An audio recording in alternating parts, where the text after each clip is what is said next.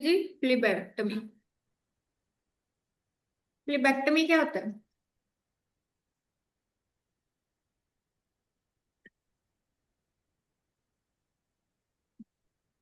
आपने कभी सुना कि पेशेंट का ब्लड बहुत ज्यादा थिक था, उसका ब्लड रिमूव कर दिए में क्या होता है? तो देर इज रिमूव ब्लड, इसके अंदर हम ब्लड को रिमूव करते हैं। तो remove blood to reduce thickness, क्योंकि विस्कोसिटी थिकनेस ज्यादा है तो उसको कम करने के लिए ब्लड है वो रिमूव करते हैं। यूजली कितना होता है? एटलीस्ट 300 to 500 ml, तो दैट की जो बाकी है वो ब्लड है वो क्या हो जाए? डाइल्यूट हो जाए। मेनली पेशेंट को कॉम्प्लिकेशन से प्रिवेंट करवाना, तो टू प्रिवेंट कॉम्प्लिकेशन इसलिए हम डाइल्यूट करते हैं। ठीक है। और हमारा गोल होता है कि जो हिमेटोक्रिट है, क्योंकि जितना ज्यादा थिकनेस होगी हिमेटोक्रिट भी उतना इंक्रीज होगा, तो हिमेटोक्रिट का जो गोल होता है एटलीस्ट 45 to 48, वहां तक ही हमने रखना होता है, कम रखना। ठीक है। Very important, maintain the hydration status of the patient. जितना ज्यादा हम पेशेंट को हाइड्रेट करेंगे तो ब्लड उतना ही ज्यादा क्या होगा?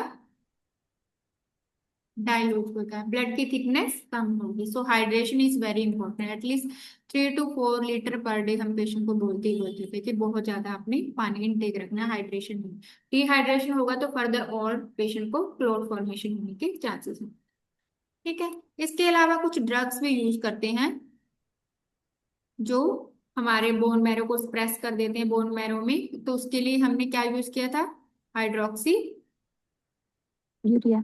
Hydroxy urea. वो हमारे बोन मैरो को स्प्रेस कर देता है, जिसकी वजह से आरबीसी का प्रोडक्शन है वो कम होता है, बोन मैरो सप्रेस कर।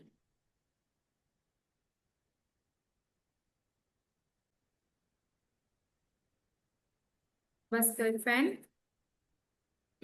And chloramine ब्यूसिल।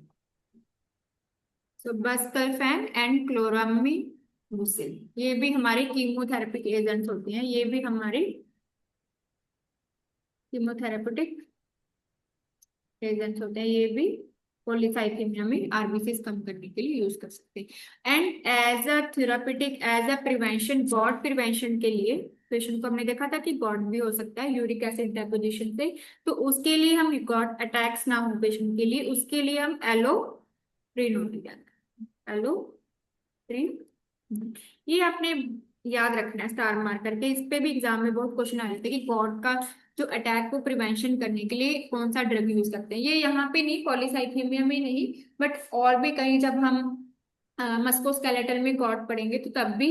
एक तो होता है कि उसको अटैक होने से प्रिवेंट करवाने के लिए, एक लॉन्ग टर्म के लिए केयर के लिए पेशेंट को हमने देना ही देना, वो अलग होता है। बट अटैक होने से प्रिवेंट करवाने के लिए हम पेशेंट को एलोप्रेनोल देते हैं।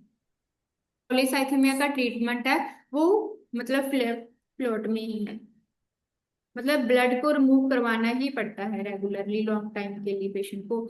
एवरी 2 to 3 मंथ्स में पेशेंट का ब्लड रिमूव होता ही होता है लॉन्ग टाइम के लिए, यही इसका ट्रीटमेंट। इस मेडिकेशन पे ही क्वेश्चन आ सकता है कि इसको स्ट्रोक हो सकते हैं क्लॉट फॉर्मेशन से, या फिर इसके जो सिम्टम्स मैंने बताए थे, जर्नलाइज पीरियडाइटिस हो जाता है पेशेंट को, और पेशेंट का बहुत रेडी फेस हो जाता है। ठीक है।